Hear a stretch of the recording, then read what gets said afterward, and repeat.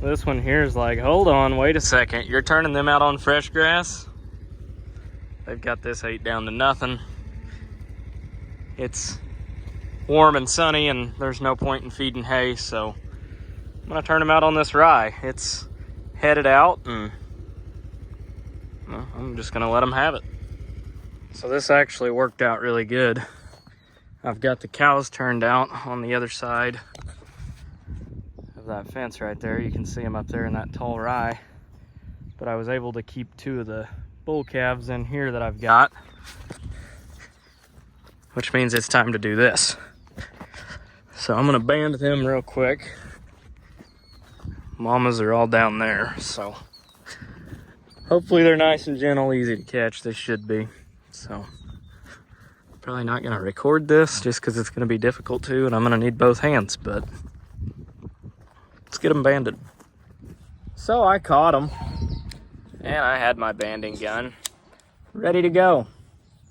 Caught them, grabbed them by the back legs, flipped them over, pinned them down. Neither of them had testicles, so apparently I need to go back to gender studies or whatever worthless college course that could be, because I couldn't tell the difference. What was hanging down turned out to be an umbilical cord, not what I thought it was. So after I got them flipped over, I guess we've got 2 heifers, not 2 bull calves. So whoops. Granted, I'm happy with that because I'm trying to build a cow herd, and I'd rather have female calves right now anyhow because I can breed them in a year. But yep, not in fact bull calves. You learn something new every day. Well, I haven't really recorded anything on the farm in probably 2 weeks now. This would be why. Not much I can do. Well, I'm doing some spraying today, and as you can tell, conditions are pretty well ideal. Extremely dry out, definitely great planting conditions. Yeah, it's a mess, but all I can really do is spray. Just had a tree limb catch the outside of the boom, and I think it turned the valve for my boom clean out, so we're gonna shut that. Yep, it did. Turn that shut, and we'll be good to go. Really about the only thing out here is some maris tail, some thistle, and some cover crop wheat. Not really much out here. I don't even know if this is going in corn or beans at this point. It may just go into beans. It was supposed to go into corn, but I don't like planting corn towards the end of May. I feel like I get a little more yield potential out of the beans than I do the corn. I don't know. But yeah, it's a mess out here on the state ground, but we're getting it killed off. Full disclosure, this rye got way bigger than I wanted it to. But we're spraying it off and killing it now. And the soybeans are planted in this already, and they're up really good. There's a row there. I don't know if you can see them or not. They are hard to see. But they're up really, really good. I've taken several stand counts. So maybe it works out all right in this rye. I don't know. It's definitely gotten a lot further along than I wanted it to. I wanted to get it killed a lot sooner than this. I mean, it's tall. It is very tall, but we're getting her sprayed, so we'll see what happens. I'm kind of curious to see how this goes this year.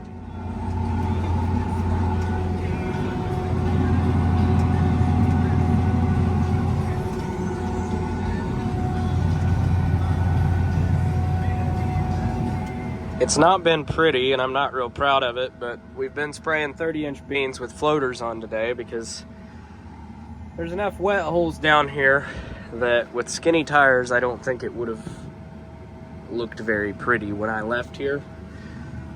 So I have this strip left, and as you can see, I'm folded up. I had to go from here to the trees, and I ran out.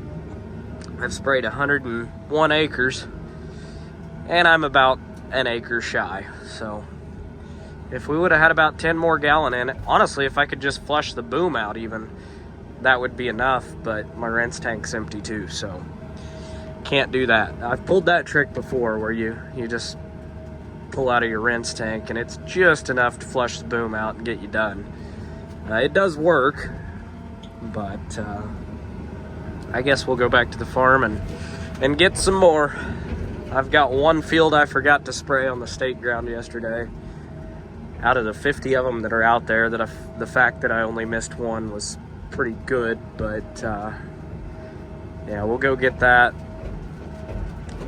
today and spray this strip, and everything will be sprayed for the first time. So I guess I don't know, of all the beans that I've got planted, I'd say 90% of them look pretty good, but there is about 10% that is going to need replanted. But considering the conditions they were planted into, the fact that only 10% needs replanted is kind of a miracle. So anyhow, a lot of the state ground was so wet when they got planted, the no-till stuff, that it looks pretty ugly. You can see right here, I've made my fair share of ruts today, and that's with floater tires. But if I would have had skinnies, I would have been fighting not to get stuck. So it's ugly, but it's sprayed. You can see there's a lot of weed pressure starting to come up in here, so I'm going ahead and hitting them for the first time. They'll get post-emerged. This is really a burn down pass, but it's a burn down pass that you can spray on soybeans that are up too. So I don't know. It's not pretty, but we're laying down a residual, and then I'll come back with Anthem Max later on too. I'm gonna run glyphosate, so generic Roundup. I'm gonna run a quart of that. I'm gonna run a quart of Enlist, and I'm gonna run half rate of Liberty as well this year. Throw that in there with Anthem Max and Liquid AMS. So should have pretty clean bean fields this year, especially overlapping residuals like I'm doing, but I don't know, time will tell. But basically nothing in this corner came up, so I am on the lookout for like a small 6-row or 4-row or something, even like some of the 3-point planters. I'm on the lookout for one of those just to come in and drop in spots like this that really don't make much anyways. Even on the years that it does come up, they don't make much, but if it doesn't make anything at all, it really kills the average of a field to make 0. So even if I could get them to make 10, 20 bushel, it's better than making 0, I guess. But I don't know. You're already spraying it, you're already fertilizing it. You may as well throw a little extra seed at it and try and come in and plant it. But it's pretty ugly in spots on this field, but here where it's dry, they don't look bad. But then you got places like that they just drown out. We got rain and rain and rain and rain after they were planted. So anywhere there's a low spot that holds water, and they really struggled. All right, so we are tearing the planter apart to put the corn plates in. I've got all the first round soybeans with the exception of like 10 acres planted. And I think we're gonna have one good day of planting tomorrow before it starts raining again. The ground is actually fit. You can see dust on the gravel down there. Today is Mother's Day. So I just got back from mom and dad's and doing all that, and decided I wanna get this thing switched over tonight. I ordered fertilizer for first thing in the morning. They're gonna be spreading nitrogen on some ground that I plan on no-tilling corn into. But we're getting this thing ready to go. And so in doing that, there's basically 3 things I'm switching out here. First, you take this hose off, unclip it here, pop the meter up, pop these clips right there, which I'll try and do one-handed here.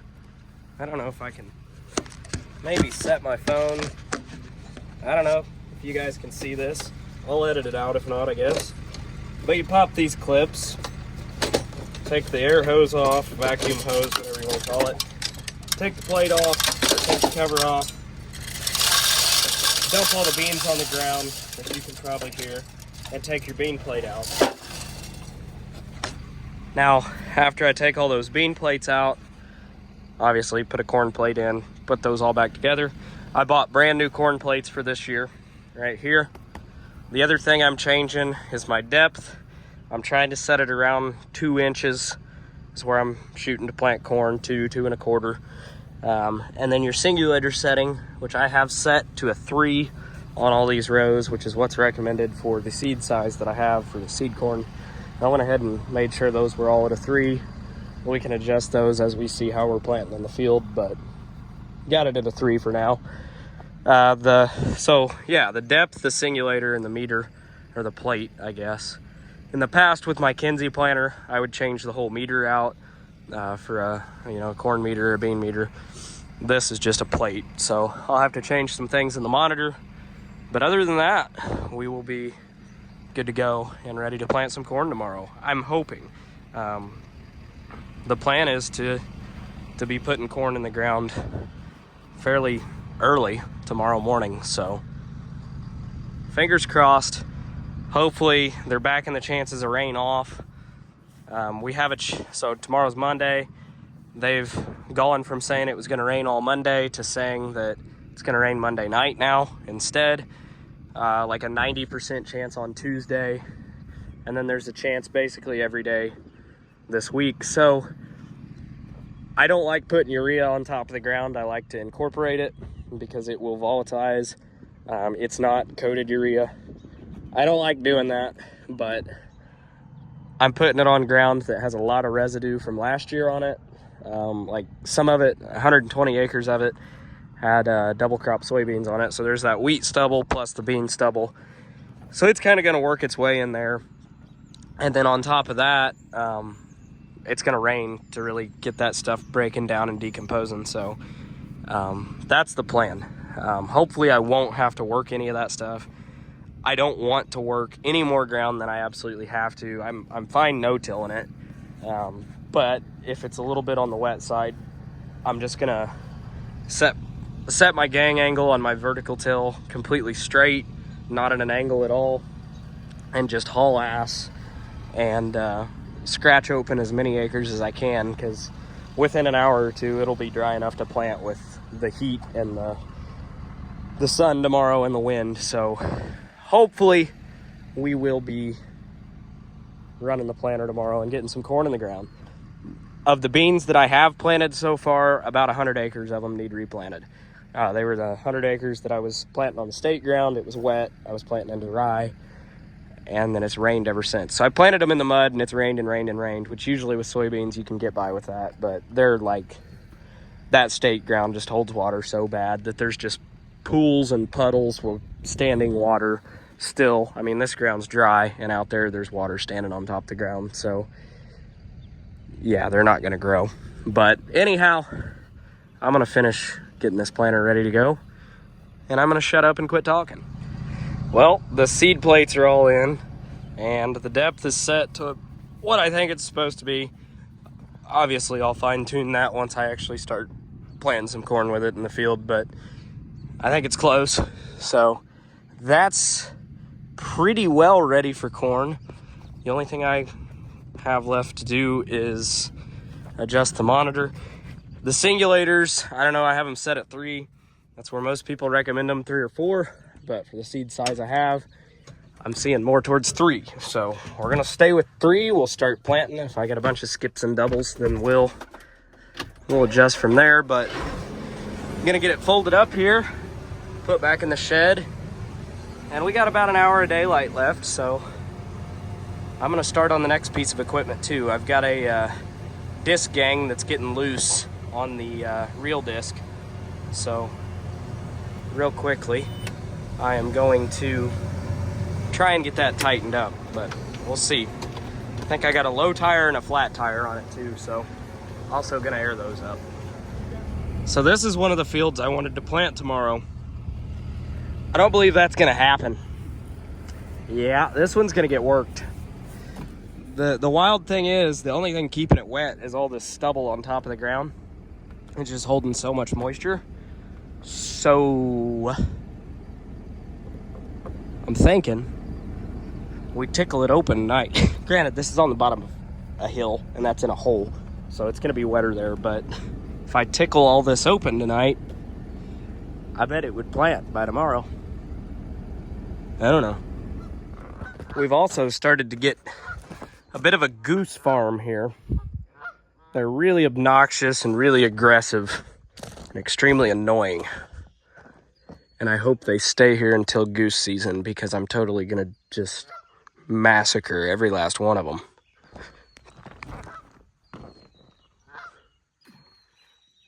Unfazed. Apparently I can't throw that far.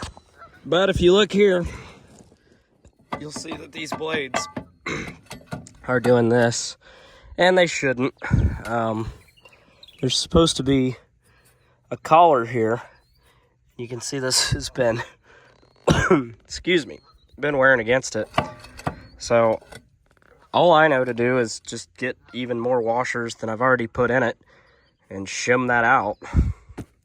About all you can do, really. So I'm gonna do that and then hammer on it with a 1-inch impact and call it a day, I guess.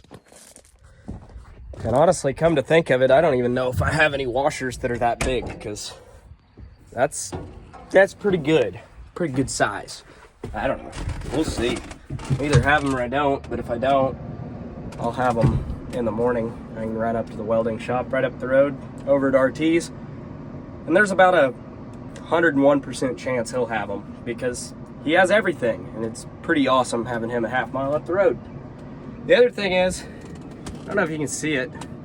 We'll flip the camera around. Ignore the dirty window and the really nice sunset. Maybe it's a little cleaner here. But you can see the soybeans where it's kind of green and then it turns to bare dirt. I planted all that into sweet corn today. The most important crop of the year. A buddy of mine borrowed a tractor of mine to go plant some sunflowers to go for some doves later this season. And I said, hey, since you're borrowing my tractor, let me borrow your planter. And he had a little 2-row Alice Chalmers antique planter, but it did a phenomenal job. So we planted some we planted some sweet corn with it. I don't know. I'd say that's like a half an acre maybe. I don't know. It's gonna be a lot of sweet corn, and it's all gonna get ready at once, but it's Roundup ready, so we'll just spray it when we spray the rest of the corn and life will be good. I don't know how the hell that thing got that loose. It happened quickly too. I don't know if I hit a rock with it and something, I don't know, but it is. So we're gonna fix it. The biggest washers I'm finding, I don't believe are big enough. Some of these are grade 8s. Well, that one is, but I don't think they're big enough. I doubt it. Well, shit. Well, things went from bad to worse. I got the nut off finally, but now the threads look like this. So, what's happened is the spacer that they send has mushroomed itself. So it was spaced and it was tight, but the spacer has mushroomed itself here. It used to be like that thick, and now it's like that thick. And that's where we're getting our play. So all I can really do at this point, because the nut is equally as foobarred, is I can try and get a die on this and get a new nut and hope that it tightens up. Put a spacer in here, put a washer on it, or 1100, however many it takes to get it tight. I don't know, it sucks. No matter how you look at it, it sucks, but the Milwaukee was putting in some work to take those threads off. I was afraid of that. What a time. Why can't these things ever be just easy? Like, take that off, put some washers on, tighten it back up. Nope, it's got to be complicated.